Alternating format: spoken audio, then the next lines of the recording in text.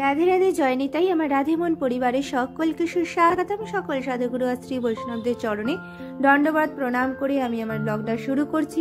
আজ ব্লগে তোমাদের দর্শন করাবো আমার ছানাদের ভোগ দর্শন, তাদের অভিষেক দর্শন, সমস্তটা করাতে করাতে আর প্রয়াগের একটা ভিডিও ক্লিপ, সেটা দর্শন করাতে করাতে তোমাদেরকে আমি বলবো যারা প্রয়াগরাজে কুম্ভে স্নানে যেতে পারেনি, যে পূর্ণ কুম্ভে স্নান করতে যেতে পারেনি, সেই কুম্ভে স্নান করতে না গিয়েও গৃহে বসে নিজের ঘরে বসে কি করে কুম্ভ স্নানের ফল প্রাপ্ত করতে পারবে, আমি আমার ব্লগে সেবা দর্শন করাতে করাতে সেটাই তোমাদের সাথে শেয়ার করব। সাথে থেকো, পাশে থেকো, লাইক কমেন্ট শেয়ার করতে একদম ভুলো না, কারণ এই 26 তারিখ 26শে ফেব্রুয়ারি স্নান রয়েছে।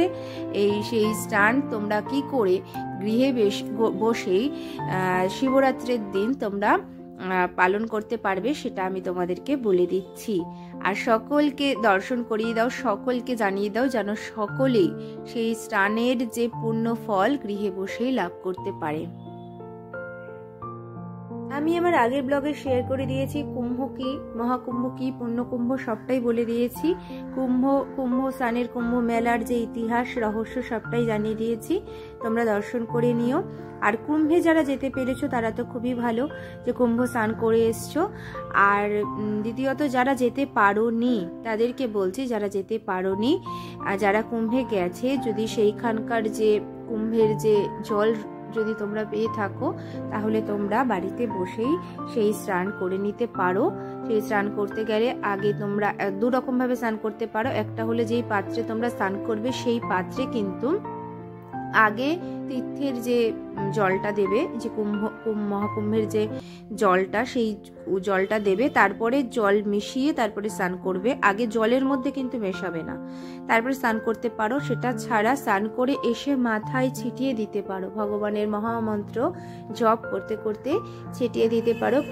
প্রয়াগের জল, প্রয়াগ তীর্থকে স্মরণ করে সেখানে জলকে অন্তরের প্রণাম জানিয়ে তোমরা মাথায় ছিটিয়ে নিতে পারো। এইভাবে তোমরা স্নান করতে পারো।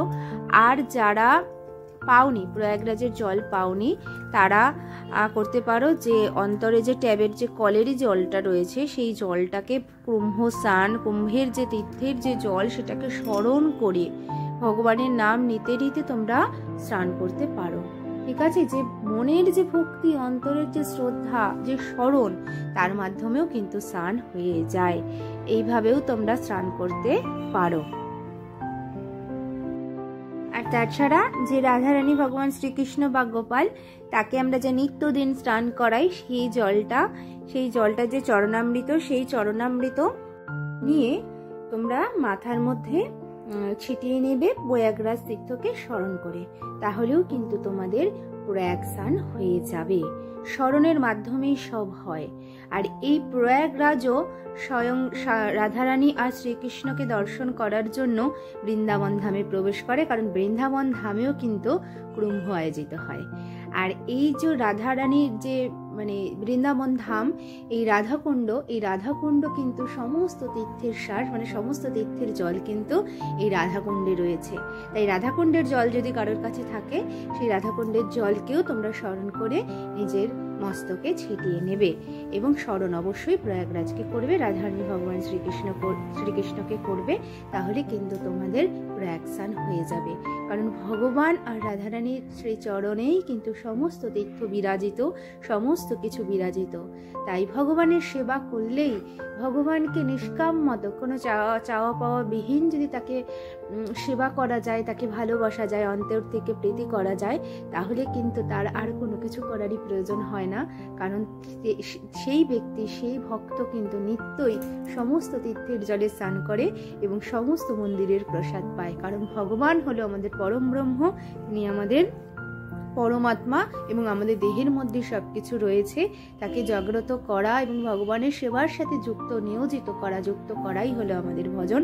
এবং সেই ভজন শুধু নিজের জন্য নয়, সমস্ত ভক্তের, সমস্ত মানুষের মধ্যেই ভগবানের প্রতি সেই প্রেম, সেই রাধারানীর প্রতি সেই ভালোবাসা জাগ্রত করাই হলো আমাদের প্রত্যেকের প্রত্যেকের যেন এই চাহিদাটা হয় এবং প্রত্যেক ভক্তই যেন শুধু নিজের উদ্ধার নয়, সকলের জন্য কিছু করা এবং ভগবানের কাছে সকলের জন্য প্রার্থনা করা, এটাই যেন সকলের ভজনের একটা অংশ হিসাবে নির্বাচিত হয়। তারা যেন প্রত্যেকেই সকলের জন্য প্রার্থনা করে শ্রী ভগবানের কাছে যে ভগবান সকলকে ভালো রেখো এবং আলোক দিশা দেখাও। কারণ সকলে বেশিরভাগ মানুষই কি বলতো, অন্ধকারাচ্ছন্ন পথ তাদের ভালো লাগে, অন্ধকারে থাকতে ভালো লাগে, কিন্তু তাদের আলোর পথ যেন ঈশ্বর দেখান। তাদের কর্মটা ভালো হোক, কর্মটা যদি ভালো করা যায় তাহলে কিন্তু তোমার গৃহই তীর্থক্ষেত্র হয়ে যায়। তীর্থ করার জন্য আলাদা কোথায় যাওয়ার প্রয়োজন হয় না, কিন্তু তার জন্য তো দেখো তুমি খারাপ কাজ করছো, সব কিছু করছো, আর মনে মনে তুমি গৃহটাকেই তুমি ভাবছো, সেটা ভাবলেও হবে না। তোমাকে নিজের কর্মের দ্বারা, নিজের মনের দ্বারা, নিজের সব কিছুকে স্বরূপেকে কন্ট্রোল করে ভগবানের সেবার মাধ্যমেই তুমি সব কিছু তুমি প্রাপ্ত করতে পারবে।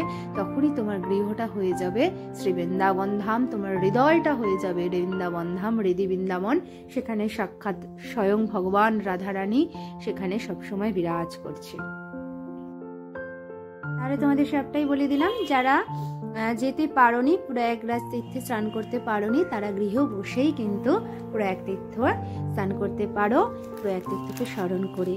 এবং যারা যেতে পেরেছো তারা তো খুব ভালো, তাদের কিন্তু অনেক পাওনা হয়েছে, সাধু দর্শন হয়েছে, শ্রী বৈষ্ণবদের দর্শন হয়েছে। সকল সম্প্রদায়ের মানুষ যারা একত্রিত হয়েছে তারা সর্বকিছু ভুলে তারা ধর্মীয় সমাবেশে মিলিত হয়েছে। সকল সনাতনীরা, তাদের সকলকে ঈশ্বর ভালো রাখুক, মঙ্গল করুক এবং তারা যেন প্রত্যেকের মঙ্গলের জন্য কাজ করতে পারে। তাদের মধ্যে আলোক দিশা ভগবান দেখাক।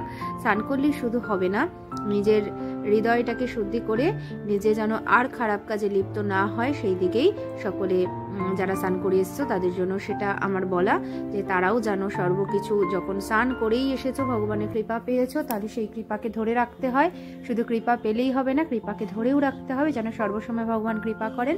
তাই যারা স্নান করে এসেছো তারা যেন আর খারাপ কাজে লিপ্ত না হও, তারা যেন সদা সর্বদা সকলের মঙ্গল প্রার্থনা করো এবং সকল জীবে ঈশ্বর দর্শন করো। এটাই একটা ভজনের একটা সর্বপ্রথম পাঠ, যে সর্বজীবে ঈশ্বর দর্শন যদি না করতে পারো তাহলে কিন্তু ভজন অসম্পূর্ণই রয়ে যাবে।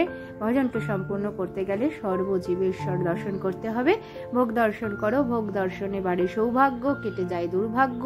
তাই তোমরা ভোগ দর্শন করো। আমার নয়ন সোনার রাধে রাধে জয় নিতাই, জয় জয় রাধেশ্যাম বলো শ্রী বৃন্দাবন ধাম।